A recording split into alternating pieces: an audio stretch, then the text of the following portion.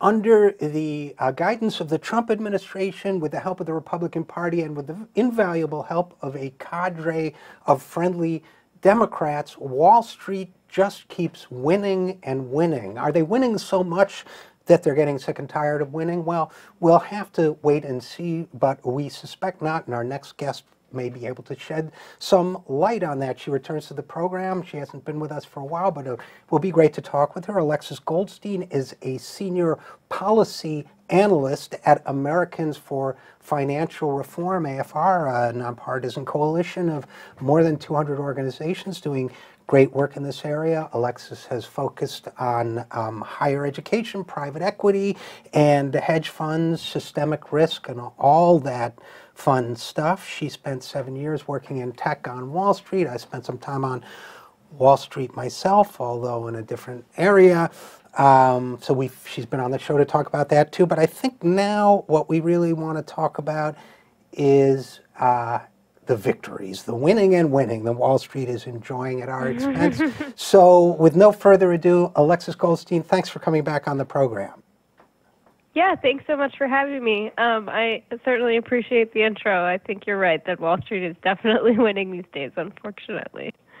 Well, let's talk about some of their winning. Let's start with this since you focus on higher education. Student debt is now $1.5 trillion estimated. More than 44 million Americans hold student debt. With this problem exploding and trapping so many Americans, Trump's apparatchik in the Consumer Financial Protection Bureau, CFPB, is his budget director, the far right-wing extremist McMulvaney. They just closed what was it called? The Office for Students or Student Issues? And Young Consumers. And Young Consumers. Yeah, the Office for, yep. And what are the implications of that action?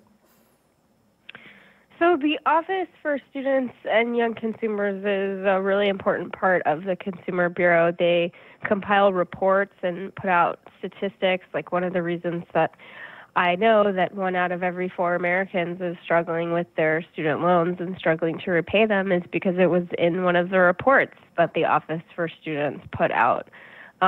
They also are really good at looking at the complaints. So if you don't know, the Consumer Bureau has this really helpful complaint system that you can use to complain about any financial institution, not just your student loan servicer, but and they would examine those complaints and then review them for patterns and not only write about them in these reports, but refer to the enforcement division of the Consumer Bureau companies that seem to be misbehaving over and over again. And so there was a successful lawsuit against Navient for ripping off members of the military and violating a law called the Service Members Civil Relief Act. And basically the Department of Justice, when they got money back for about 78,000 members of the military, they credited 2 parts of the Bureau, one, the division that looks after veterans, but also the Office for Students. So in addition to just informing us, in addition to helping look at and make sure those complaints about student loans are resolved, they're also telling the Enforcement Division about patterns of bad practices so that the Enforcement Division can then go off and try to get money back for people who've been ripped off. So it's a really important office. So they're basically closing down an office that is helping people with student loans get justice. And I think that's important. And maybe, Alexis, it would be worth it for our audience to take a minute and just kind of talk about the architecture of student debt in this country, because I think it's confusing for a lot of people, even a lot of people who are well informed. Yeah, we have 1.5 trillion, give or take, probably more at this point, in student debt. More than 90% of that, as I understand it, is held by the U.S. government ultimately. But first of all, that percentage that is held in the private sector is extraordinarily rapacious, loan percentage, very exploitative. And secondly, even that majority that is held by the U.S. government is serviced by so-called loan servicers. Private companies might be Navient that you mentioned earlier, might be one of the big banks, and Great Lakes is another big one. And they're very, And they have a documented record of really exploiting and mistreating students, right? Yeah, and that's a really, I'm glad you took this step back, because it's not only that the servicers, and if people have heard of Sally Mae is what Navient used to be called. So Sally Mae and Navient are the same thing. Not only do they have a record of really, really abusing the students, we as taxpayers are paying them to do their job, essentially, because they are contracted by the Department of Education and paid by the Department of Education to help people navigate the repayment of their loans. So it's not just that they're doing a bad job, they're doing a bad job with taxpayer money. You're right, they're not doing this for charity. So it's sort of like insult to injury. So in other words, I will say one other thing about the Office for Students that's important is we know very little about the private student loan market. The Department of Education only oversees the federal student loans. And without this office, I don't really know who's going to have data about the private student loan market. So that's just one other thing. And if we talk about an organization like Navient, this is an organization that was created by public initiative, by the government, that was spun off into the private sector, now money-making, I believe publicly traded corporation that is ripping off the people, that is using a public program as an opportunity to rip off the public, in my opinion, through abusive behavior. And we are now, through the Trump administration, shutting down the one office that has done the best job of keeping an eye on it and trying to restrain its behavior. Is that fair? I think that's fair, and especially in the era of Betsy DeVos, and Betsy DeVos is really doing her darndest to roll back every protection that has been put in place. It's sort of a double loss, right? Because this was the one place left that I felt confident was really looking out for student loan borrowers. So it's a real shame. So do you have any insight, Alexis, as to the thinking behind doing this? Was this, I mean, I'm asking you to speculate, maybe that's not fair, but was this just a matter of lobbyists saying we don't like this thing, it's getting in the way of our profits, shut it down? Was it an intentional flipping the middle finger to American families and millennials and everyone else who struggles with student debt? Or is it just more of the usual, let's figure out what Wall Street needs and make sure we deliver it for them? I mean, I think Mick Mulvaney, who again is doing double duty, he's running the Office of Management and Budget and running the Consumer Bureau. I would argue he's illegitimate and that the Deputy Director, Leander English, should be running it, but that's a battle being waged in court right now. He has basically done nothing other than try to destroy the Bureau from within. He's dropped enforcement. He's dropped investigations into payday lenders that were ripping people off since he got there.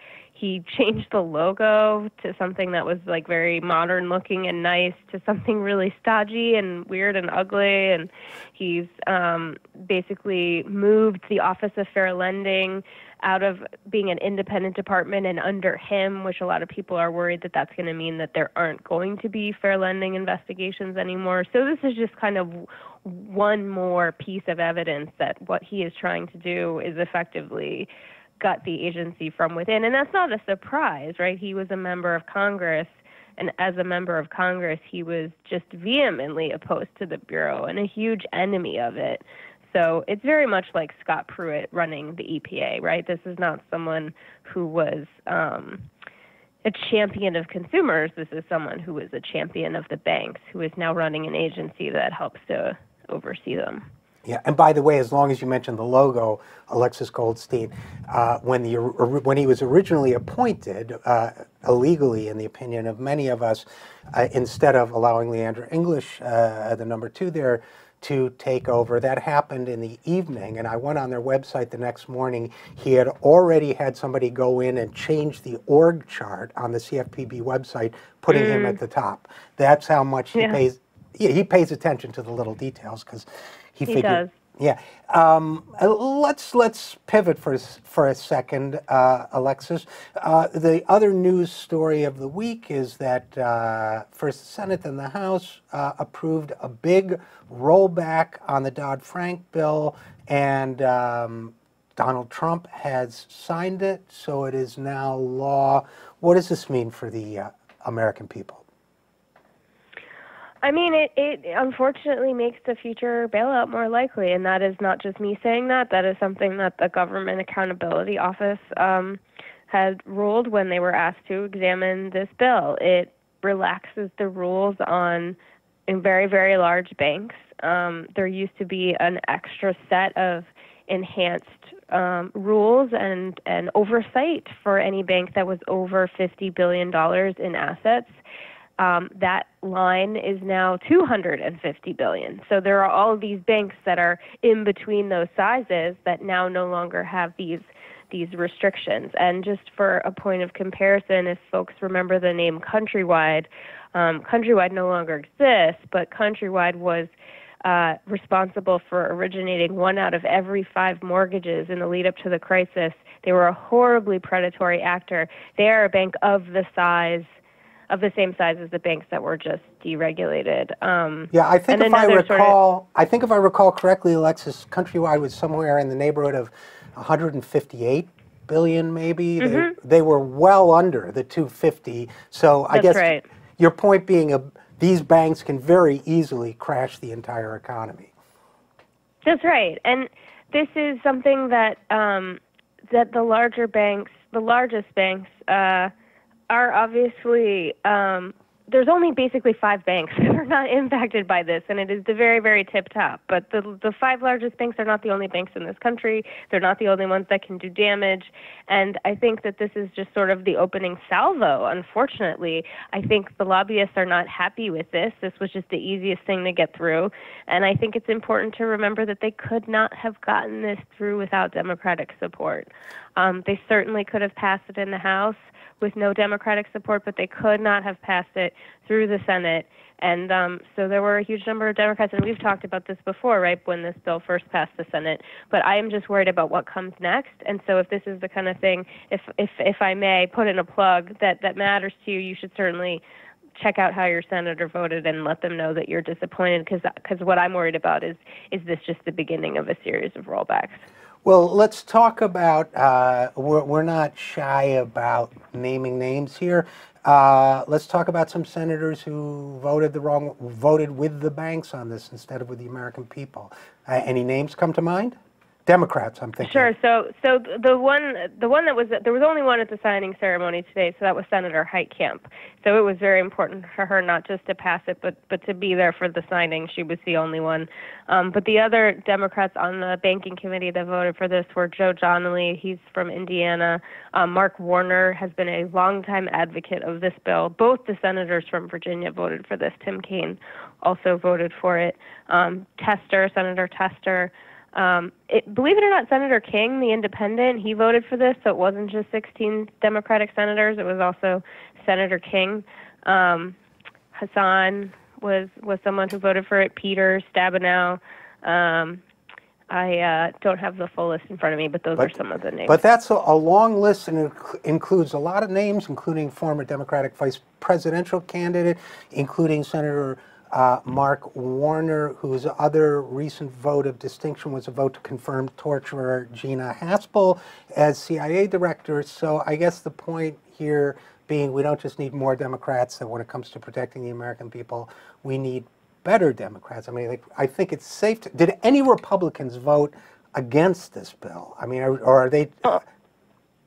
Only in the House. So in the House there is one Republican who often votes against the banks. His name is Walter Jones. He is in North Carolina, and the Republican Party has been trying to primary him and get him out for a while, and they have been unsuccessful. They keep running bank lobbyists against him, and he keeps winning. But certainly no Republicans in the Senate voted against this, and Walter Jones was the only one in the House. So Walter Jones goes to Washington. So yeah. I guess, you guys don't do politics, but it seems to me we need better Democrats. So what should people be, and obviously, Elizabeth Warren's been fantastic on this issue, Bernie, other people have been great on this issue, but we need to keep an eye on these guys. And as you say, call our senators, see how they voted. If they didn't vote the right way, let them know how extremely displeased you are and how displeased you would be if they were to entertain another such vote in the future. You think that's a possibility, that they will now, for example, try to, now that we face an increased risk of another financial crisis like the one that cost an estimated $66 trillion to the global economy and cost so many Americans so much, do you think they'll take it even further and now extend the same sort of lack of oversight or lax oversight to the biggest 5 banks? That's my concern, and my concern is rooted actually in a Reuters story that came out yesterday talking about, I mean, it's no surprise, right? The bank lobbyists are hopeful that this is just the beginning and then they can move on to other deregulation. But Senator Joe Donnelly is mentioned in the article as being open to considering additional bills. So I do worry that this is the beginning and not the end. And so I think the blowback is important to make sure that it ends here and doesn't continue, because, you know, we don't have the money, but we have the people. So the people need to make their voices known. Absolutely. Well, thanks for such a great summary on 2 critical issues. Again, we've been speaking with Alexis Goldstein, who is a senior policy analyst at Americans for Financial Reform. As always, Alexis, thanks for the great work, and thanks for coming on the program. Thanks so much for having me. It's great to be here.